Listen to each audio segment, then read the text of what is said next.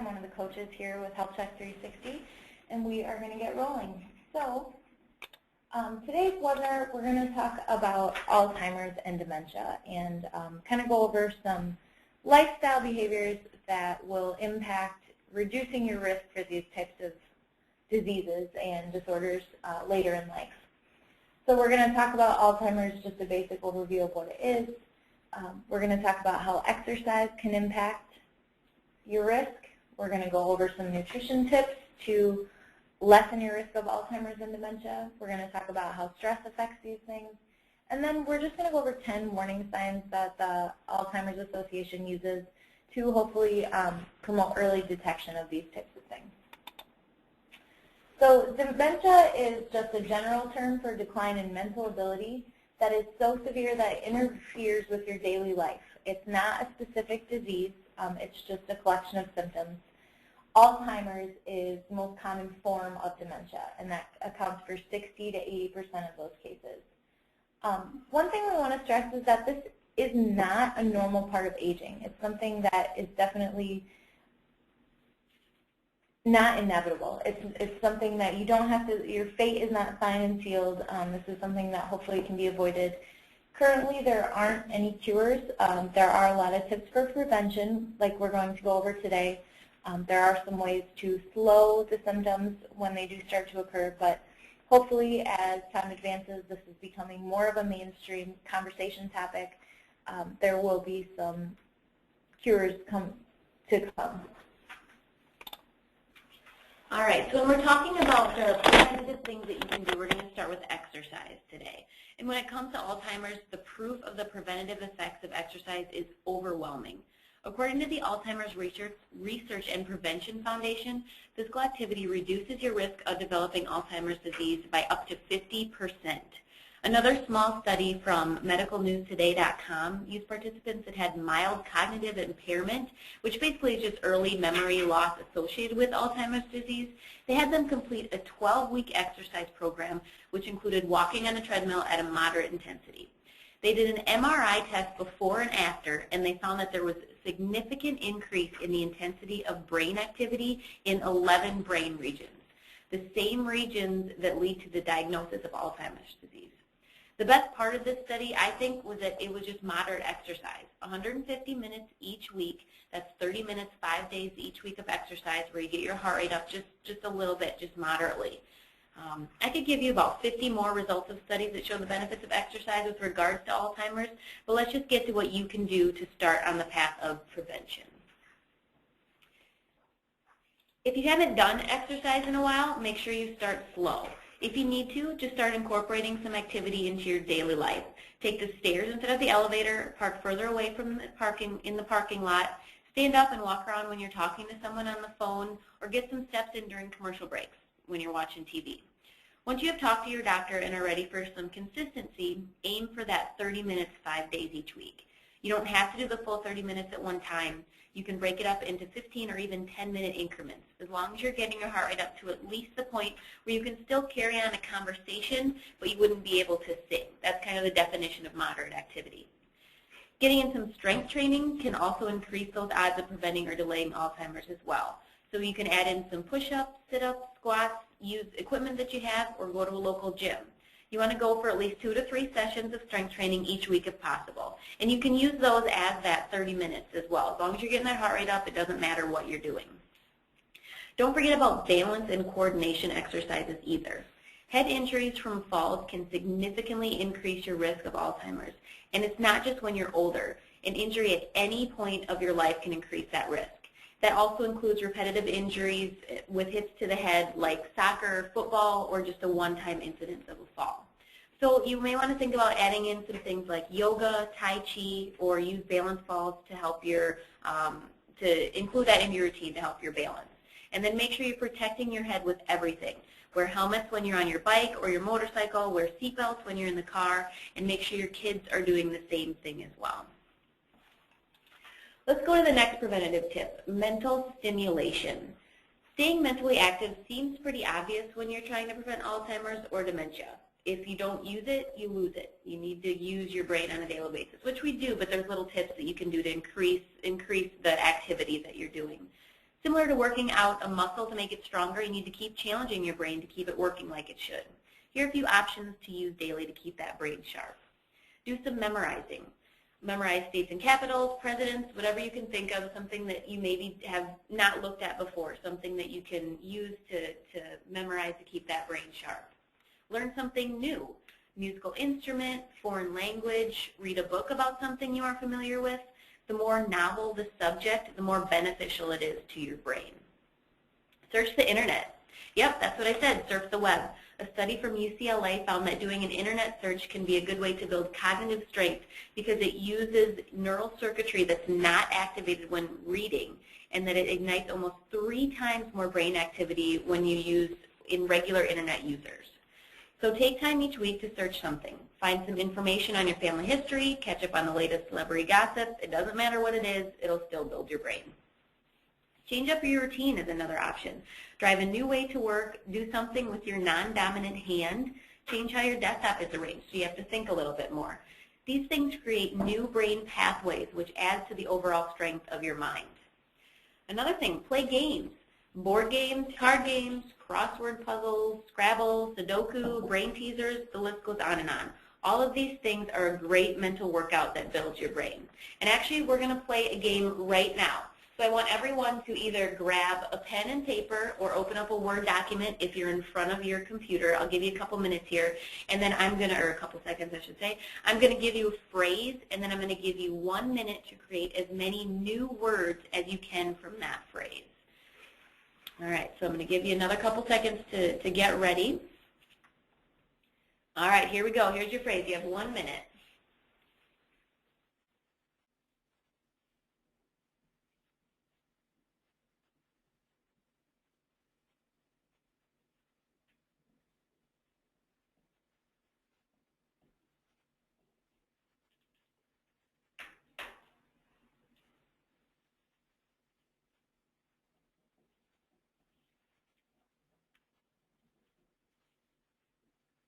All right, about halfway through, 30 more seconds.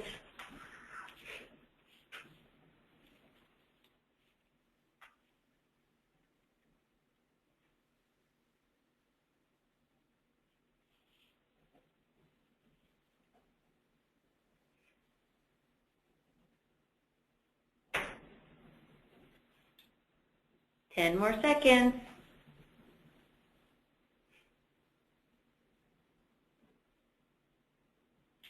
All right, time's up. How'd we do? And it really doesn't matter how many words you got. The goal is achieved by just doing this practice. And you can take this same phrase in a month and do it again, and we can see how many new words you have. If you practice those things daily, you should see some increase in those words that you've got. So things as simple as this can keep you mentally active and help prevent the onset of Alzheimer's disease. So be creative and have fun with it. We are also going to put a brain teaser up on our Facebook page today, so we'll post the answer in a couple days, but take a shot and see if you can figure it out. I don't want to brag, but I got 21 words in that minute, so hopefully some of you guys did better. But at the very least, that's something that you can do just to kind of engage your mind, just like Shelby said. So now we're going to talk about some nutritional tips for helping reduce your risk of Alzheimer's, or even just to delay the onset, you know, if that is something that ends up happening. So the first thing I'd like to cover are vitamin E-rich foods. And this is actually a vitamin that kind of gets undersold, but is really essential for a lot of things. But vitamin E has been associated with a reduced risk of developing Alzheimer's and dementia. So just some vitamin E heavy foods up here: almonds, spinach, avocado, asparagus, shrimp, all really great foods. And you're going to see a couple of these pop up in a number of areas, so really good powerhouses for reducing that risk of dementia.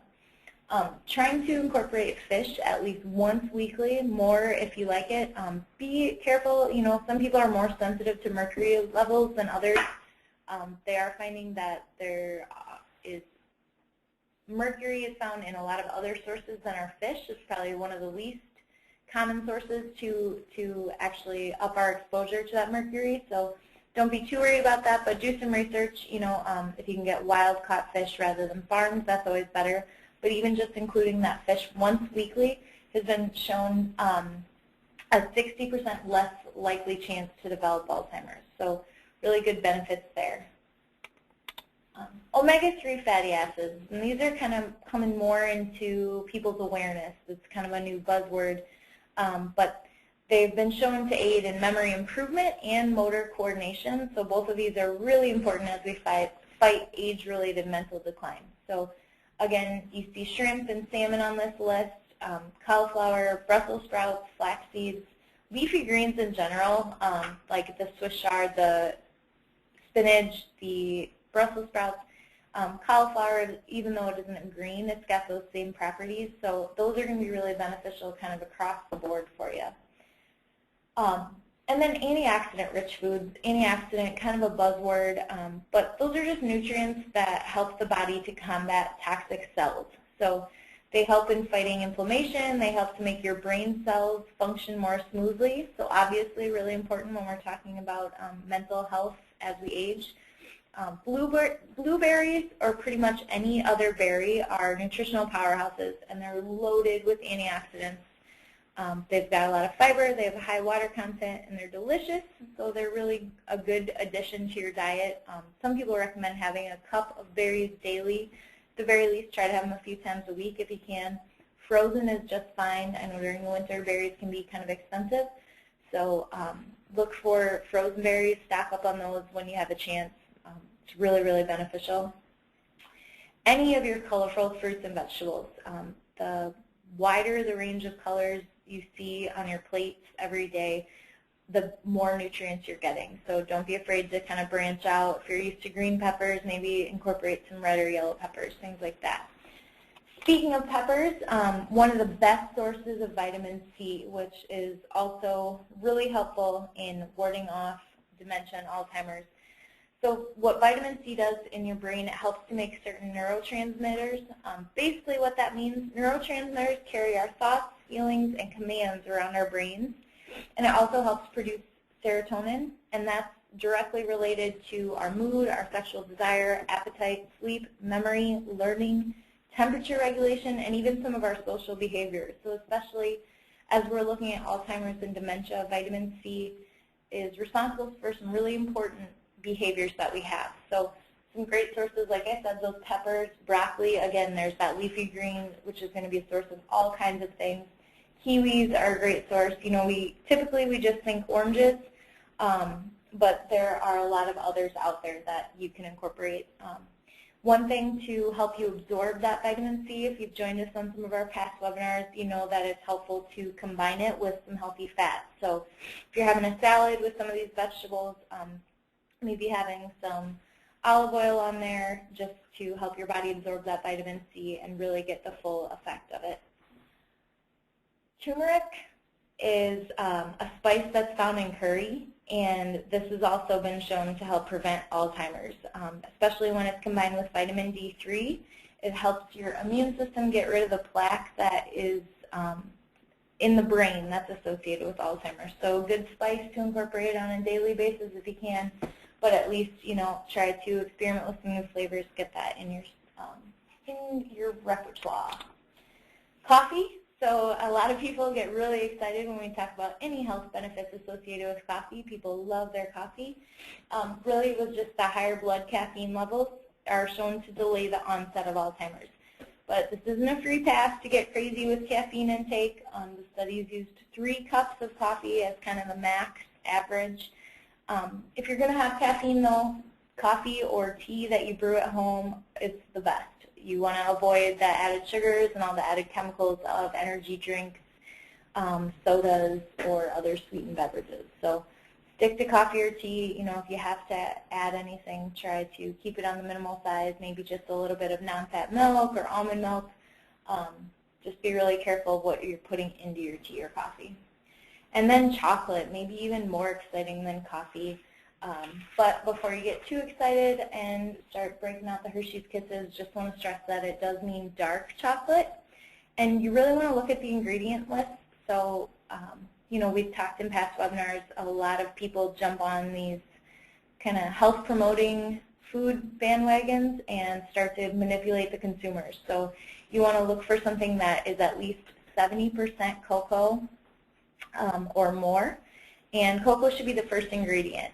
Milk chocolate, it'll usually say sugar, cocoa butter, and milk before the actual cocoa. So don't be too hasty when you're picking out your dark chocolate. Do take some time to read the label so that you can actually get the benefits. Still want to be careful of how much you're having. There are those healthy compounds in it, but there is also sugar and just extra calories that maybe aren't as essential as some of those vegetables and fruits that you could be incorporating. Like drinking a hot chocolate made with cocoa powder, and if you can find dark cocoa powder, even better. But that's been shown in a lot of the studies to help slow the effects of dementia. So this is kind of an odd one. What some studies are telling us now is that elevated glucose levels are becoming a problem for more than just diabetes and pancreas function. And it's something that's starting to be called type 3 diabetes is what they're starting to refer to Alzheimer's as. So as early as 2005, which was quite a while ago, specialists were suggesting that elevated blood sugar levels were tied to dementia in aging patients, and they were even looking for causal relationships to the onset of Alzheimer's. And so dementia and Alzheimer's, like I said, began to be identified as type 3 diabetes, which is another staggering effect of those elevated glucose levels. Because of this, it's going to be so important that you treat your body right with the proper foods like we've discussed and avoid some of these others that I have listed here. If you've joined us on past webinars, you know that I especially take a hard line on this topic in particular. These starchy, high carbohydrate foods are completely unnecessary for your bodily functions. Not only are they non-essential, but they can actually obviously be really harmful. So in my opinion, if you can eliminate or at least dramatically curb your intake of these foods, you're going to be a lot better off. You're going to see some benefits. So Eva, what is the smartest diet? What should I be having? Whole foods. That's, again, if you've been on our webinars before, you know that we believe in whole foods. Cut the packaging, buy things that don't have the label. Get your vegetables, your fruits, your lean meats, eggs, nuts, seeds, things like that. A high intake of fruits and vegetables has been associated with a reduced risk of cognitive decline. So a really big plant-rich diet is going to help with that. But it also reduces your risk of obesity, type 2 diabetes, both of these which can come into factor when you're talking about Alzheimer's disease. So whole foods diet all the way, and I'm going to hand it over to Stacy. Okay, so because Alzheimer's is expected to affect 1 in 4 Americans in the next 20 years, it's really important to start focusing on improving all areas of your life. This not only includes diet and exercise that we regularly discuss during our webinars, but also managing the stress and your sleep in your life. Some research is now showing that stress can trigger a degenerative process in your brain, which is possibly leading to the onset of Alzheimer's. Some of the stressors that have been linked to this include death of someone close to you, violent experiences such as a break-in or robbery, car accidents, financial problems, and illnesses. So this might be something you've recently been diagnosed with or someone close to you. And we've discussed before that when you are stressed, your body releases hormones such as cortisol, which prepares your body for that fight or flight reaction. One effect of chronic stress is a weakened immune system and your body becoming less sensitive to cortisol, which can lead to the inflammation in your body becoming out of control. When this happens, it not only puts you at a greater risk for diabetes and heart disease, but Alzheimer's as well. So what can you do to reduce your everyday stress? At work, if you feel stressed regularly, try to stay organized. Keep a priority list and keep your workspace clean. This also helps. And have personal reminders up. So this might be pictures of your family. It might be trips that you want to take in the near future. So it's just kind of a motivator for you and a reminder. Incorporate in relaxation techniques such as deep breathing, which we've discussed before on previous webinars, and improve your communication skills with your coworkers. When you're at home, as again we've discussed numerous times in other webinars, incorporating in regular exercise helps reduce your overall stress. So start keeping that as part of your routine. Designate time for yourself daily if it's possible, or at least weekly. Start meditating. Prioritize your schedule and learn to say no to things that you just do not have time for. Do something you enjoy, such as getting a massage or reading a book, listening to certain music. And another important one is getting enough sleep. Your sleep habits are indirectly linked to your Alzheimer's risk. This is one habit that tends to get overlooked as everyday schedules become busier and busier. If you notice that you do not sleep as much as you used to or feel tired throughout the day on a regular basis, it might be time to evaluate your sleep schedule. If you're looking to improve your sleep habits, start with setting a regular bedtime.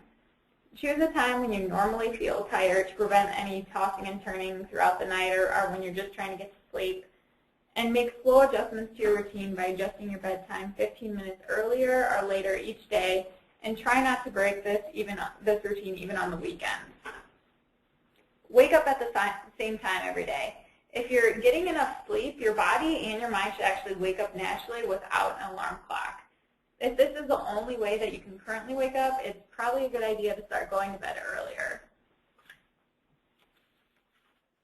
If your regular sleep routine gets interrupted and you lose a few hours of the sleep that you typically get, it's not always a bad thing to incorporate in a nap. If you're going to do this, you want to do it sometime in the afternoon and keep it less than 30 minutes, but try to avoid sleeping in late in order to catch up on time lost. If you're starting to feel tired before your regular bedtime, do something to keep your mind stimulated. This feeling typically occurs after dinner time, but a few hours before you normally would go to sleep. And one of the most important things is turning off your electronics. So turn off the TV and the computer and your phone.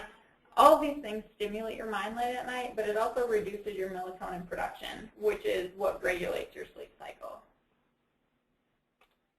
All right, so we just want to end with 10 signs that are associated with early detection of dementia and Alzheimer's. You can see them listed up here, but memory loss, again, that disrupts your daily life. You know, we all kind of have slips where we can't think of something, but if it's not disrupting your daily life, it's probably nothing to worry about. Challenges in planning or solving problems, difficulty completing familiar tasks, so things that you do every single day all of a sudden seem hard, and it's a real challenge for you to complete those.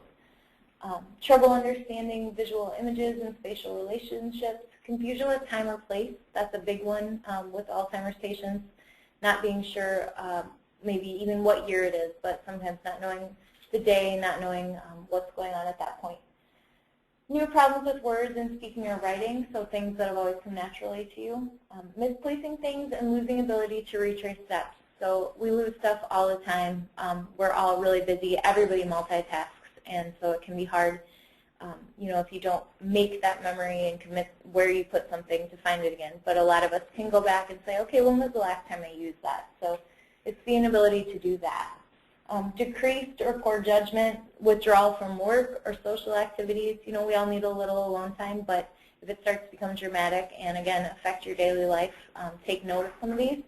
And changes in mood and personality. So if you are starting to notice these about yourself, if you're starting to notice it in a loved one, take care, you know, get that person to the doctor, take yourself to the doctor, try to find out what's going on, head off a problem early. As always, we want your feedback. You can email us at healthcoach@healthcheck360.com. We're out of time, so if you have some questions, you can send them to us there. And as always, this recording and our past recorded webinars are found on our blog, healthcheck360blog.com. You can follow us on Twitter, where we post daily tips to help keep wellness on your mind. And you can like us on Facebook. So healthcheck360.com, healthcheck360blog.com for the recording, healthcoach@healthcheck360.com for questions. Thanks, everybody.